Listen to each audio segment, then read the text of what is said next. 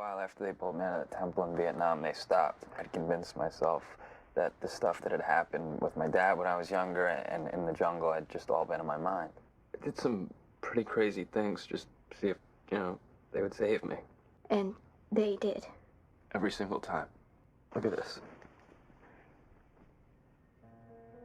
The rash, shaped like a hand. I was diagnosed with a brain tumor when I was 16. My father died of one. Okay, then you really do need to see someone. Mr. Clark, I don't mean to question your ability or your expertise, but I have to point out here that up until very recently, you were one of the leading debunkers of this entire phenomenon. So we'd all like to know what changed your mind. You have evidence of an alien being here on Earth and you're not sharing? Mr. Clark, I find that hardly fair. I think more than anything else, we'd all like to know what changed your mind. We'll take a break. You're right, that thing in your brain is no tumor. It's very small, looks metallic. The important thing is, we can treat this without surgery. We can use localized ultrasound therapy, get this thing to break out and dissolve. Hello, Dr. Wakeman, please. So, what do you want to do with him? Take that thing out of his head? No, they're a dime a dozen. I don't want the implant. I want him.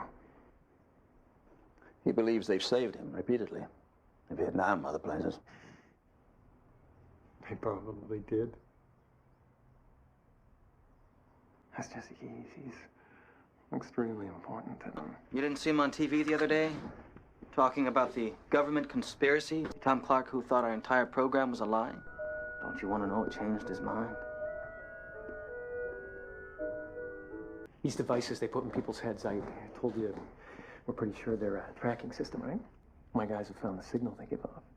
We also know that Jesse Keys is of particular importance to them. You think Jesse Keys is the transmitter? Shut them off. See if they come and turn them back on.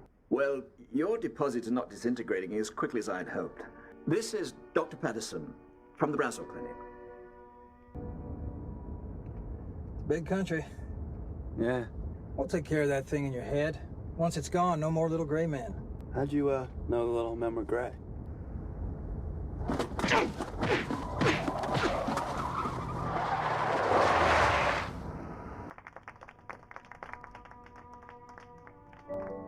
can't believe you came. Are you all better? Yeah.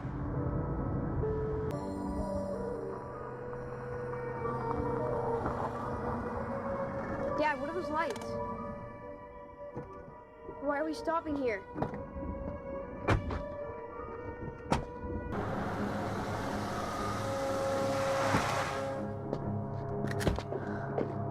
Dad? Charlie, come over here. He's not your father, Charlie. He isn't me, Charlie. He's making me from the picture in your head. He's lying. Charlie, he's not your dad. Watch, I'll change the picture. Remember last month I caught myself shaving? And I came downstairs and I had blood on my chin. Charlie, do you remember? What's going on? You're not gonna take him.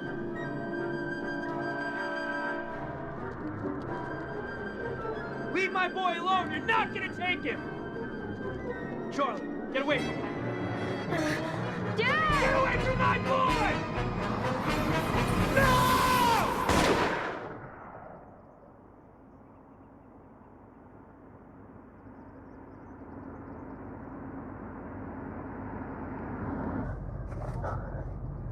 Truck 17. We've got an engulfment event over at the Pioneer Grain Silo in Arlington. We had 2 men with a grain bridge collapse. First guy went... It wasn't a stroke or a seizure.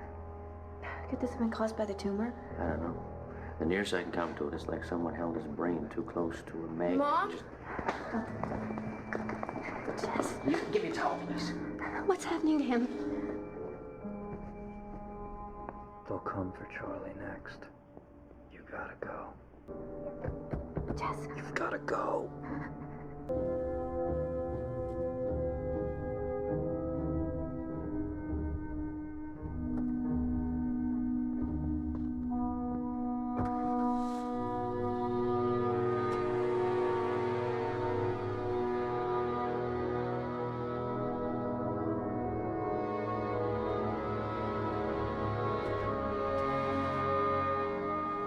I never met my grandfather, but my father told me that he was a very brave man.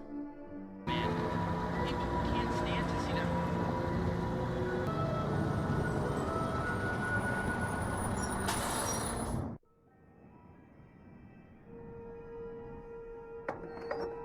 We'd like to take a look in the back of your truck, please.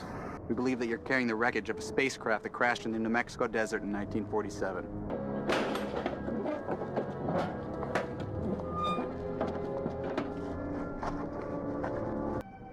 Look. Look!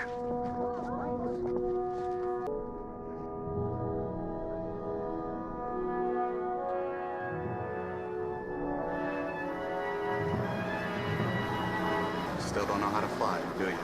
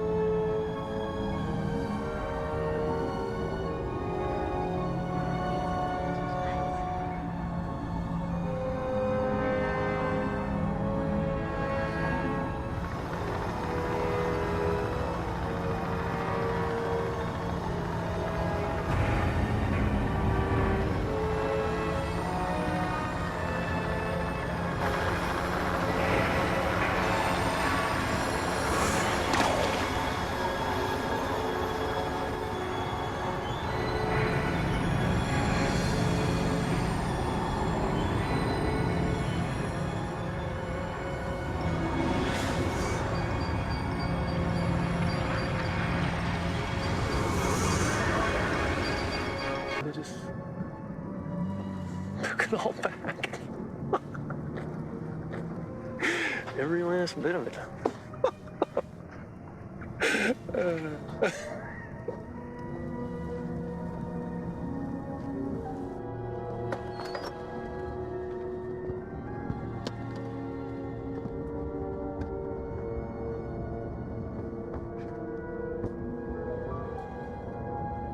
Not quite everything. Are you alright?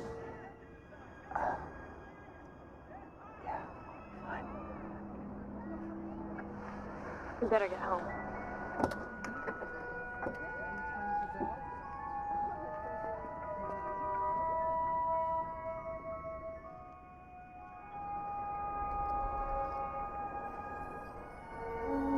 This was your grandmother's.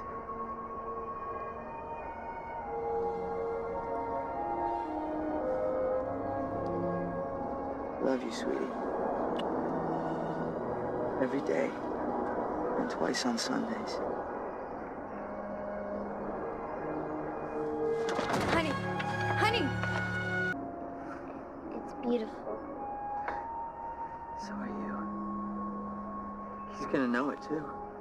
Who? The guy you're gonna meet one day. He's gonna take one look at you. And he's gonna know that there is nowhere else he wants to be.